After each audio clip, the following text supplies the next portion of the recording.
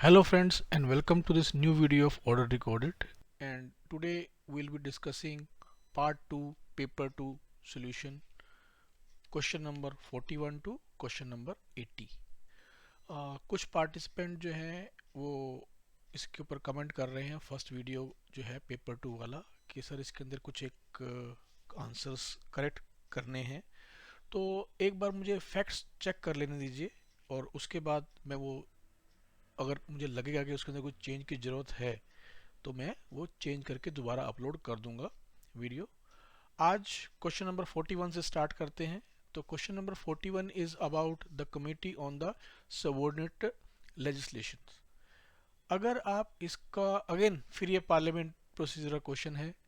इसके अंदर अगर आप देखेंगे जो फर्स्ट जो है लोकसभा स्पीकर ने 1953 में फर्स्ट टाइम ये अपॉइंट की थी, ये फैक्ट करेक्ट है। Second fact, it consist not more than 10 members of the parliament, ये करेक्ट नहीं है। ये जो है इसका जो लिखा हुआ है वो लिखा है नॉट मोर देन 15 मेंबर्स, तो वहां पे 15 लिखा हुआ है और यहाँ पे इन्होंने 10 कर रखा है, तो इसलिए सेकेंड टर्म रॉन्ग है। The term of office of the members of the committee is 1 year, ये करेक्ट है। A minister can be a member, minister can not, minister जो है मेंबर नहीं बन सकते हैं इसके। तो सेकंड और फोर्थ रॉन्ग है, उसने हमारे से करेक्ट पूछा था, तो इसका जो आंसर है वो फर्स्ट एंड थर्ड। सॉरी यहाँ पे मार्किंग जो है शायद 1 और 4 की हो गई है, जबकि है ये इसका आंसर ए था, ये वाला आंसर करेक्ट है इसका, ये आंसर करेक्ट है 1 एंड 3। क्वेश्चन नंबर 42 जिसके में बात कर रहा है admissibility of question in parliament. Again parliament procedure question paper number 2 में आ गया है। It shall not ask as to the character और conduct of any person except in his official capacity, correct है। It shall not ask for information of trivial nature, ये भी correct है। It shall not only exceed 150 words, ठीक है। And fourth है it shall not contain any statement. Not applicable पूछा था, actual में नॉट एप्लीकेबल का मतलब ये डी वाला जो है ये आपका आंसर है, बाकी तीनों के तीनों करेक्ट हैं। ध्यान रखिएगा जो वहां पे एडमिसिबिलिटी वाले कॉलम के अंदर जो लिखा हुआ है वो लिखा हुआ है it can a statement, it can contain a statement, only thing is the person who is making a statement will be responsible for correctness of that particular statement, वो कर सकता है, इसलिए इसका ऑप्शन डी है, आंसर डी है। 43 SFS file, again office procedure question. Question first statement correct, second statement correct, the third statement SFS file should invariably be an ID number is incorrect, so answer is A। 44 special casual leave के बारे में वो बात कर रहा है कि बताइए कौन कौन से पर्पज के लिए मिलती है। Donating blood to recognize blood bank मिलती है, इसमें जो एडिशनल इंफॉर्मेशन है वो बता देता हूं आपको। एक साल में मैक्सिमम 4 बार मिल सकती है and it is not only for blood donation, it can be given for donation of apheresis. Apheresis क्या होते हैं, part of blood, like plasma donation मिलेगी, आपका प्लेटलेट डोनेशन मिलेगी, वाइट ब्लड सेल डोनेशन मिलेगी, ठीक है। कुछ पार्टिसिपेंट मेरे से कभी कभी पूछते हैं कि सर अगर मैं अपने रिलेटिव को अगर ब्लड डोनेट करके आता हूँ क्या तब भी मिलेगी, आंसर इज यस मिलेगी, रिकॉग्नाइज ब्लड बैंक होना चाहिए बस। Appearing for departmental promotion exam मिलती है, for joining in the TA ये भी आपको मिलती है, ओके। तो यहाँ पे आपके जो ऑप्शन है वो तीनों के तीनों करेक्ट हैं, आंसर डी है। 45 आपकी ऑफिस विजिटर के बारे में है, पेज नंबर सीरियल नंबर होना चाहिए, each item correspondent file receipt issue will be assigned serial number, जिसको आप क्या बोलते हैं, डॉकेटिंग बोलते हैं, ठीक है। फिर है आपका recorded file are put up with the current file multiple, यहाँ पे वर्ड लिखा हुआ मल्टीपल, अगर आप ऑफिस प्रोसीजर में देखेंगे तो ये लिखा होता है सिंगल, तो इस वजह से ये थर्ड स्टेटमेंट आपकी रॉन्ग हो गई है। फोर्थ करेक्ट है आपकी स्टेटमेंट, उसके हिसाब से आपका आंसर सी है, 1 2 एंड 4, थर्ड स्टेटमेंट रॉन्ग हो गई थी ना। एंड 46 AC1 की एंटाइटलमेंट रेल अकोमोडेशन में किसकी है? लेवल 12 एंड अबव की होती है, तो इसके हिसाब से फर्स्ट एंड सेकंड इन दोनों की एडेट होगी, तो आंसर इसका क्या हो जाएगा? सी। 47 जो है, in terms of travelling allowance full power to disallow travelling allowance, ये जो क्वेश्चन था, ये क्वेश्चन काफी लोगों ने पूछा कि सर कहां से आ गया है क्वेश्चन।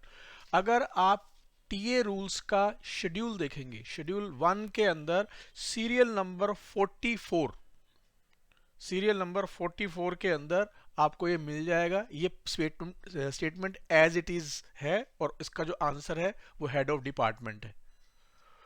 48 जो है, if you are travelling other than Air India, पहले जो ये पावर थी वो सिविल एविएशन के पास थी, अभी 2016 ऑनवर्ड्स जो है ये डेलीगेट कर दिया financial adviser of the ministries को। आंसर इसका सी है। 49 अगेन ये भी एक ऐसा क्वेश्चन था जो ढूंढने में बहुत मेहनत लगी, और इसका जो आंसर मुझे मिला वो मिला the minimum wages central rule 1950 के अंदर, और उसके अंदर जो ऑप्शन था वो ऑप्शन था 26 times of this his basic daily wages. C answer है। 50 which of the following regarding admissibility of dearness allowance is are correct. इसके अंदर जो आपका काउंसलर पोस्ट अब्रॉड होती हैं उनको नहीं मिलती है, एक्स्ट्रा ऑर्डिनरी लीव के दौरान भी नहीं मिलती है, लेकिन आपका स्टडी लीव के दौरान मिलती है। तो इसके हिसाब से स्टेटमेंट नंबर 2 करेक्ट है, आंसर इसका बी हो गया। 51 इन HRA, HRA का जो ये आपका जो स्टेटमेंट है वो स्टेटमेंट मैंने किसी और से चेक की है, और जो जिससे भी मुझे बताया रूल पोजीशन मुझे कहीं मिली नहीं, लेकिन जिन्होंने बताया उन्होंने बोला कि ये करेक्ट है कि इसका जो आंसर होगा ना तो फर्स्ट को मिलेगा ना सेकंड को मिलेगा, neither A nor two. 52 definite rate of pay पर limited period, answer temporary post, D. 53 recurring and non recurring payment granted to government servant from consolidated fund of India। अगर आप FRSR पढ़ेंगे तो उसके अंदर जो कंसोलिडेटेड फंड ऑफ इंडिया से मिलती है वो ऑनरेरियम होता है, और अगर मान लीजिए यही चीज कंसोलिडेटेड फंड ऑफ इंडिया से ना मिले, other than consolidated fund of India से बोलता है, तो इसका जो आंसर होता है वो होता है फी। फिलहाल इसका आंसर ऑनरेरियम है। 54 ट्रेवलिंग अलाउंस कौन सा नहीं है जो आपको हर मंथ आपकी पे स्लिप में दिखाई देता है ना, ट्रांसपोर्ट अलाउंस, वो आपका ट्रेवलिंग अलाउंस नहीं है। Rest all are part of travelling allowance, mileage allowance, daily allowance, permanent travelling allowance, ये सब हैं। 55 on which of the following situation daily allowance admissible to a government on central government official on tour on Saturday and Sunday during halt, ये मिलता है। Only thing is उसको जहां पे भी वो है वहां पे प्रेजेंट रहना होता है फिजिकली, ओके। और जो थर्ड डी वाला है वो इसी वजह से वो हो गया कि वो आउटसाइड द कैंप चला गया, इस वजह से नहीं मिला। कैजुअल लीव नहीं मिलता है, रिस्ट्रिक्टेड होल्ड में नहीं मिलता है, तो इसका जो आंसर है वो ए है।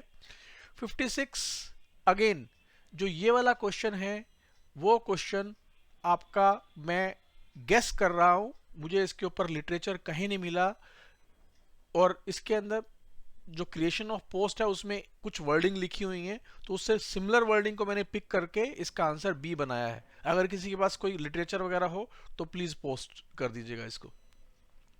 57 बहुत सिंपल सा क्वेश्चन था। FR 18 आपका क्या बोलता है? कंटिन्यूसली 5 ईयर से ज्यादा लीव नहीं दी जा सकती है, D answer.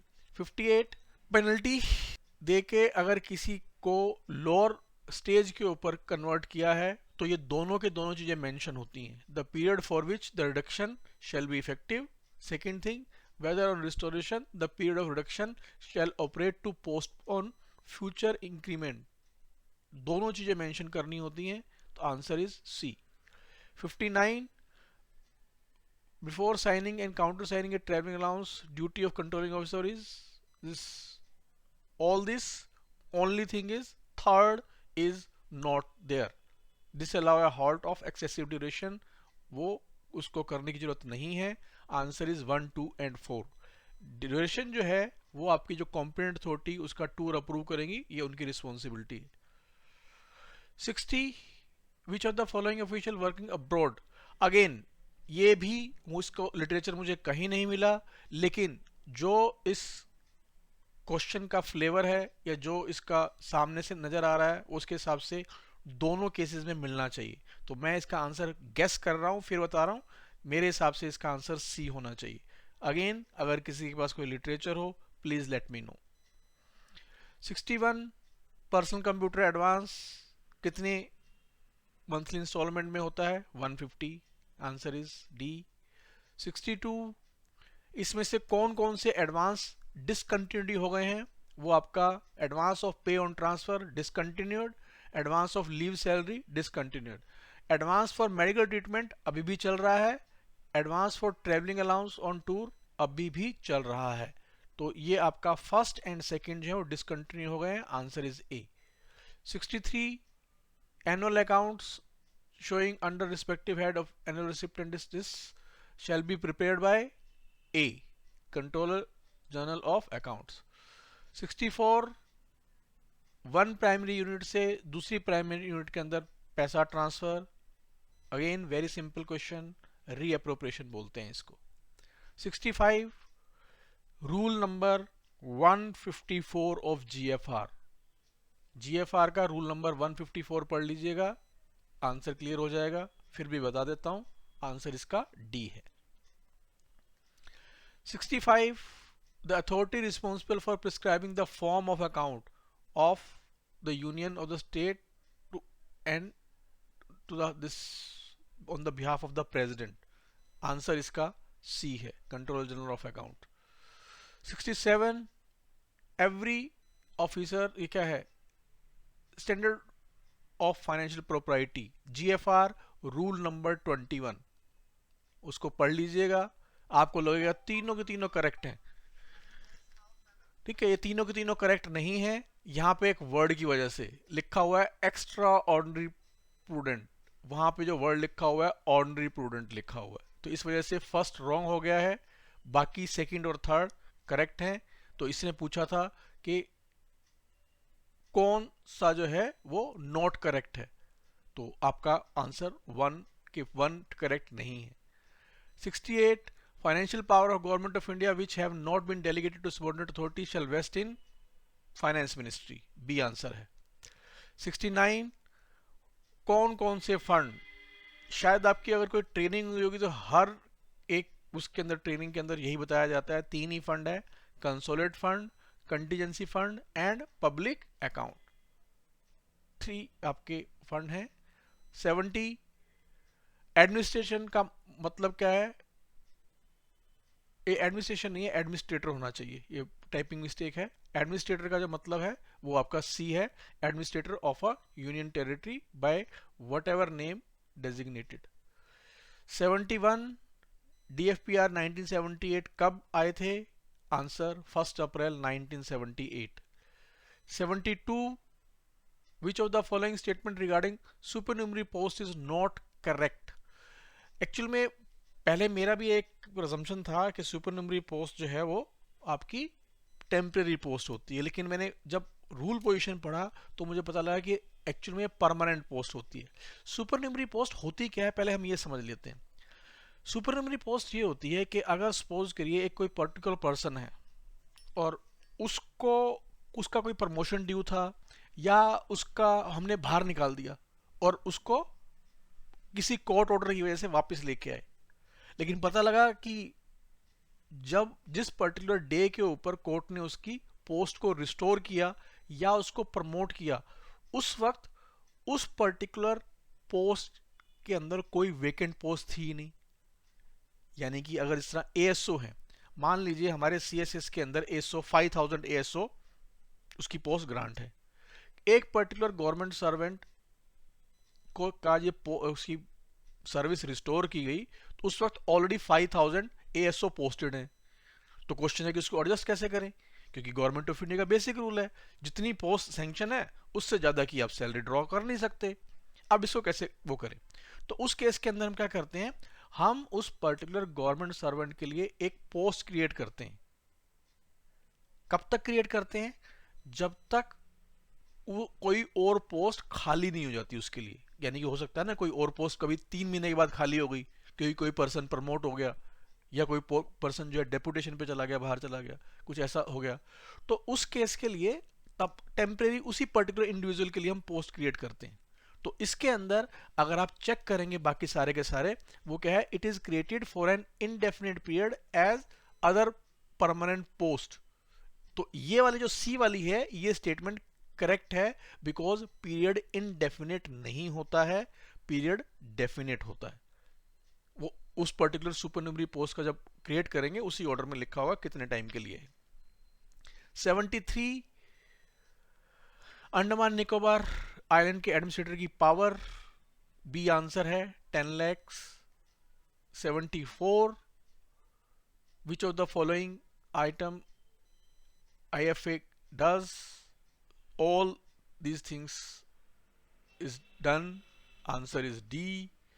Question number 75, posts that remain vacant for more than 2 years can be reviewed only after seeking clearance of, इसका आंसर B है, Department of Expenditure। 76 which of the following amount to misconduct on the part of government servant as part of CCS conduct rules, ये सारे के सारे जो हैं वो आपके मिसकंडक्ट काउंट होते हैं, आंसर इसका डी है।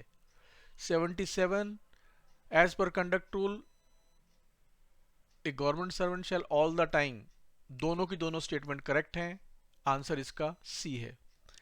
78 अगेन ये एमपी और एमएलए से जब आप इंटरेक्ट करते हैं, इसके ऊपर ऑलमोस्ट डीओपीटी हर महीने हर 3 महीने के बाद कोई ना कोई ओएम वगैरह इशू करते रहते हैं, ये चारों के चारों स्टेटमेंट करेक्ट हैं, आंसर डी है। 79 विच of the following type of leave can not be combined with earn leave, earn leave regular kind of leave है, और ये जो बाकी हैं कम्यूटेड लीव हो गया, मैटरनिटी लीव हो गया, पैटर्निटी लीव हो गया, ये भी आपकी रेगुलर काइंड ऑफ लीव है। लीव रूल्स 1972 के अंदर इनका मेंशन है। As far as casual leave is concern it is not recognize kind of leave, और ये अर्न लीव के साथ जनरली कंबाइंड नहीं होती, तो इसका आंसर सी है। हालांकि मेरे पास एक सिचुएशन ऐसी है जहां पे कैजुअल लीव अर्न लीव के साथ कंबाइंड हो जाती है, वो कभी बाद में बताऊंगा आपसे। Question number 80 maximum earn leave that can be granted at a time to a government servant employed in India, answer is 180 days। तो ये आपका पार्ट 2 पेपर 2 का था।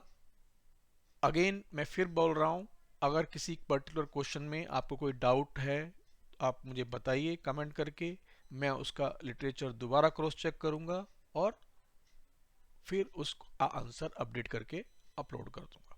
Thank you very much.